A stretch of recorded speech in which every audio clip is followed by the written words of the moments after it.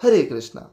तो कभी भी किसी से भी मज़ाक में भी अश्लील बातें, गंदी बातें नहीं करनी है, क्योंकि वो शब्द हैं, वो शब्द जब तुम्हारे कानों में पड़ेंगे, वही शब्द तुम्हारे कानों में पड़ के तुम्हारे मन में उन्हीं शब्दों का और उन्हीं शब्दों के रिलेटेड उन्हीं चीज़ों का चिंतन होगा।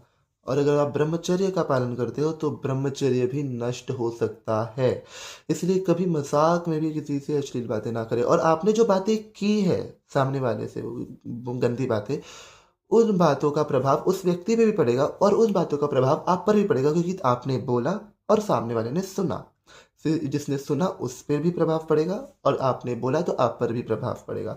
अगर आप भजन करता है तो ऐसी बातें नहीं करनी है, क्योंकि भजन पे, नाम जप पे प्रभाव पड़ता है।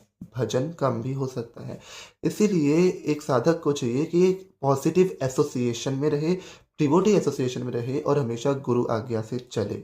और ऐसे लोगों का संग त्यागे जो नेगेटिविटी से भरे हो, जो तुम्हारे अंदर नेगेटिविटी लाए, जो तुम्हारे भजन में रुकावट लाए, ऐसे लोगों का संग त्यागो।